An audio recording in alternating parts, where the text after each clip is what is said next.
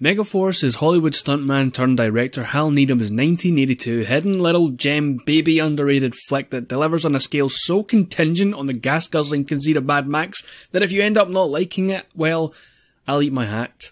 Whew.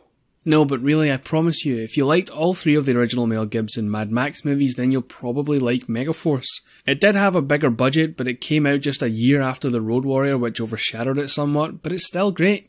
It doesn't get to the action as quickly, but honestly, trust me, I'll show you soon how Mad Max this film gets. It was released by Golden Harvest, who were responsible for, to name a few, The Big Boss, Fist of Fury, Way of the Dragon, Game of Death, Enter the Dragon, Drunken Master, Police Story, Rumble in the Bronx, Once Upon a Time in China, Teenage Mutant Ninja Turtles, Cannonball Run, so not a bad catalogue of films. Megaforce was Golden Harvest's venture into creating action films for the West, and interestingly enough, Golden Harvest were in competition with another company called Shaw Brothers Studios, because Golden Harvest had a kung fu star known as Bruce Lee, but Shaw Brothers Studios founder Run Shaw would later co-produce f***ing Blade Runner. Director Hal Needham, who by this point was already a respected stuntman for tens of productions, said of his film during production, "It's like no other movie ever made." Well, I don't know about that, Hal. He goes on, "Although there's a lot of action, you don't see anyone get killed. What we've tried to do here is make an entertaining film with some believable heroes the public can cheer for. So it's not as grim and gory as Mad Max was by comparison, but I applaud Needham for wanting to create a goofy, fun action film that anyone can enjoy." The film stars Broadway actor Barry Bostwick as Commander Ace Hunter. By the time Megaforce came around, Bostwick had starred in a few movies and TV shows, but generally never in a lead role. Call me Hunter. In fact, this was his first top billing in a movie.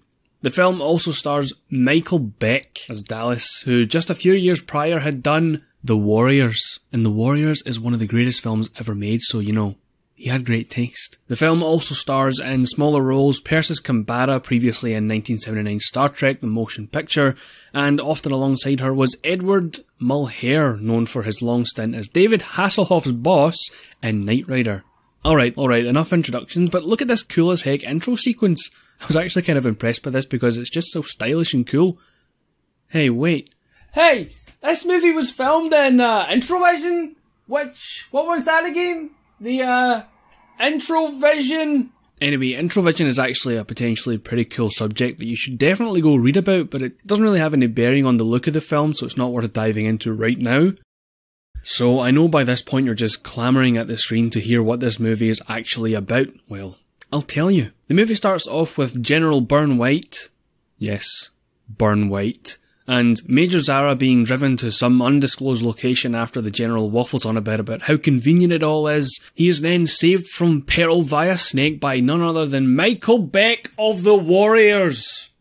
Dallas, who is going to take them to their secret underground base, but not before the General does everything but lick his lips at the fact that this one dude seems to know a thing or two about Beethoven and Shakespeare. Yes, the General is portrayed as a kind of fruity white dude, which... there's nothing wrong with that, but I think it's just that I think a lot of stout English gentlemen were portrayed as sort of homoerotic in the 80s. I don't know. Also, before they leave, they just have to show off some of the technology Megaforce has at its disposal. Give me a 4-7 in place of that rock. In which they literally turn a rock into a projection and then somehow make the rock disappear. He also tells the driver to bring up holograph 4-7, so what's holograph 4-8? One-line barbarian! We've been doing a little bit of best president in the ring and best president in the gym! But wait, do you think this is some joke? No.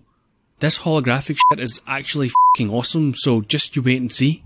So once they arrive at the base, they are introduced to the resident science man who, as Major Zara puts it so succinctly, "You're the gentleman with more degrees than a thermometer." And whose eccentricity is only bested by, I don't know, say Jeff Goldblum, and no one else. Thank you. Anytime you want to browse around, just come on down. I'm on level 4. Wait a minute, this is level 4. But just come down here. He explains how seriously cool and advanced the Megaforce base actually is, and they go on about trying their best to explain just what Megaforce is, and honestly, they never really explain it clearly, so I guess I'll try. So Megaforce is a secret, underground and international private military company comprised with soldiers who have trained so closely together that I bet they could finish each other's sentences. They're privy to the most cutting-edge technology man can offer, and they even have an automatic, Sorry, you won't believe this. They monitor every conversation in every military installation in the world. Hostile and friendly. It's nothing. It's just an automatic monitoring system. Nothing. automatic monitor that reads every secret transmission by every military in the world, to which he claims... It's nothing. Oh, yeah, it's nothing. Just a machine that records every secret cable, transmission and message from a catalogue of international military and politic institutions. It's nothing, it just breaks about every international security standard and is indicative of the dark times we live in, and it's nothing. Oh, but their mission planner is actually way cool. Like, seriously, for a minute, can I just show you how awesome this thing is? Now, Guerrera's forces are in two main units. Our remaining planes are over the DZ, with first vehicle out of the door at 0421, last at 0423, on the ground, combat ready at 0426. It sort of speaks for itself. There's a lot of cool little things like this in the movie. It had a pretty decent budget at 20 million, and consider that Road Warrior had a budget of just 6 million, you'll probably find Megaforce has a lot more of a cool, gadgety, technological base setting, whereas Mad Max 2 had more of a kind of gritty feel. Almost immediately, Ace Hunter and Major Zara form a relationship, a little innuendo, a little coy, complete 80s cheese factory levels of dialogue between them, but all for the better. I mean, listen to this shit. What a care, yes, the Legion of Merit. Seems to be one missing. Which one? The Good Conduct Medal. You have me at a slight disadvantage without your ribbons. Oh, no, I didn't say that you could tell everything about a soldier by looking at his chest. Or hers. So, after we established, hey, wait a second. After we established that Ace and the Major are so down to bone, a little bit of conflict arises and that Major Zara wants to join Ace Hunter and the Megaforce on their big upcoming mission dubbed, get this, Hook, Line and Sinker. But Ace, obviously having feelings for her, doesn't want to let her go with them. Major Zara takes this as an affront and assumes it's because she's a woman, so she spends the next 20 minutes of the movie proving her mettle, and they have this really awkward skydiving scene, and the music is just weird and out of place.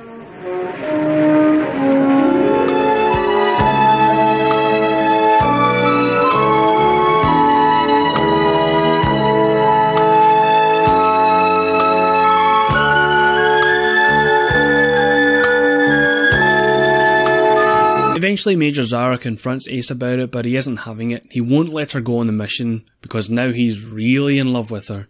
Wait a second. I mean, it's pretty cool that the film gave her a platform to prove she's capable. I commend it for that. A lot of films might have just laughed off that a woman could be a capable soldier, but they gave it a shot, and honestly, I think they just see her as too much of a political square for their rad motorcycle club, which I completely understand. Also, I'm sorry, but did you actually see that cool VR gaming room they had? It looks like it was lit by Mario Bava himself. Cool as heck scene, worth seeing a silhouetted dong for. So anyway, Ace Hunter and the Megaforce have been given their mission by this point, which, as I said before, is referred to as, quote, Hook, Line and Sinker, which is ostensibly construed to stop an antagonistic force across the border from attacking their small country. The name of the mission is some beautifully unsubtle foreshadowing that we'll cover later on. Oh yeah, and Ace brags that he and the Megaforce can complete their mission in exactly 4 minutes, and boy, do they run with it. Ace and Zara say their goodbyes, and Ace and Zara say their goodbyes, and then Ace gets on the plane in a really cool way. Now, I suggested earlier that if you like Mad Max movies, that you'll like Megaforce, and this is just the first taste of all that's coming up. But first, I just want to highlight something here. The film actually seriously does have some great cinematography, which I feel is worth mentioning because there's so much cheese in the film that it's hard to actually appreciate some of the finer details. And maybe it's just me that still looks for that stuff in films that skirt the line of so bad it's good territory, but that's okay because Megaforce is firmly in the so good it's good territory and we needn't worry. One time before I made a jump into Da Nang, old buddy of mine told me something made me feel a whole lot better. What did he tell you? Well, he said, you love them in blue and you love them in red, but most of all, you love them in blue. It's totally inapplicable to anything that's going on here. And it's dumb. Who told you that? You did. But it's very wise. But now that that's out of the way... Hey, can you cue the timer? Yeah, 4 minutes? Yeah. That's right, when I said they run with it, I meant it. They have a f***ing timer for the entirety of the mission sequence, and here, ladies and germs, is your first taste of the Mad Maxy goodness, and it's not even the best of it yet. So enjoy. Cool motorbikes, cool cars, stunts, explosions. I love this movie.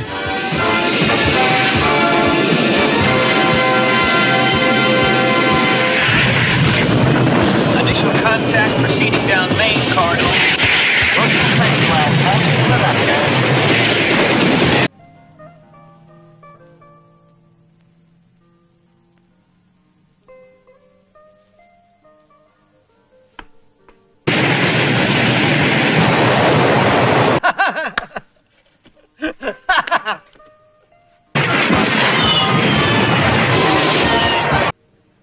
Get me another bottle.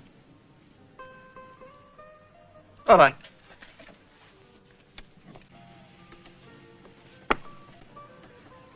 Wait a second, this guy cheats? You know, I'm starting to think this guy might be a problem. So after all that insane awesome action, the bad guys tipple to the fact that some serious shit has just gone down, and you know it's serious because his voice cracks as he screams down the phone to mobilise the tanks. This is a full-scale invasion! I want the armor out! The good guys scram, having successfully completed their 4-minute mission. Where did those guys go? After the dust has settled, the Megaforce head on back to camp, stopping at one of the refueling stations for a break and to stock up on supplies for their long journey home. The movie villain level bad guy... the bad guy sends out his crony to find the Megaforce's location, which they do, and he calls it in. And soon after, the bad guy arrives in his helicopter and... What the... Hey! Duke! What the f***? But didn't they just explode their everything? What the hell is... Wait a second. Oh god. Hook, line, and sinker. Remember when I said the mission name was foreshadowing? Well, here it manifests itself. Get this, everyone. There's a twist.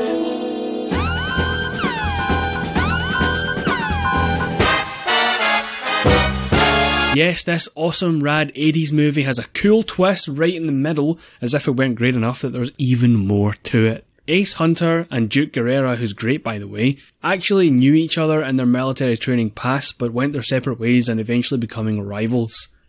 So it turns out the General had an ulterior motive which was almost impossible to tell because he's disguised in this highly suspect choice of attire and his devilishly English accent just masks it all up, and yep. He played Ace Hunter like a damned fiddle. Turns out the General wants to reap the rewards of warmongering and racketeering. He tricked the Megaforce into attacking a sovereign state, which makes it look like an act of war on behalf of their own fucking limey fuck. There's a fucking we hate the English. Scheme bastards. I'm just kidding, by the way. Anyway, the General is a gentleman, and he lets Ace Hunter and the Megaforce off lightly, essentially leaving them for dead in the middle of the desert to fend for themselves against their newly provoked enemy. And what do?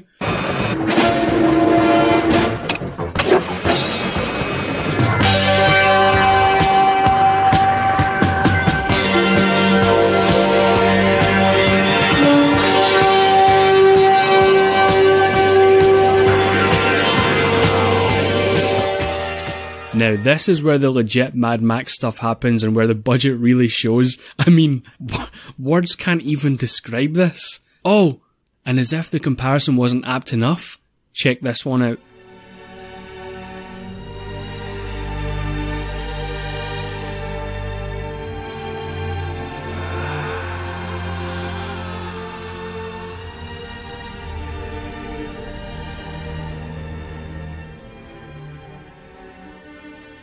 Anyway, I know at this point I've pretty much described 80% of the movie to you, and I could go the full 9 yards, but I do want people to watch this movie and form their own opinion. But let me just say, the final set piece in this film, priceless. Truly and madly brilliant, and I implore you to seek a copy of this film on DVD or whatever and give it a watch. It's only 90 minutes of your time. I think it's rare these days to see a film so dead set on just being fun for the sake of fun. Sure, there was a legitimate distribution and production company behind Megaforce who wanted to break into the Western market and contend with films like Blade Runner, but considering their budget, they probably could have hired a better director, they could have hired a bigger name actor, or hell, even Burt Reynolds, who Hal Needham had worked with extensively in the past, and this was pre-Burt Reynolds' career revival, so it's not like he would have been an expensive buy. They could have made this film in so many ways much more marketable than it was, but they didn't.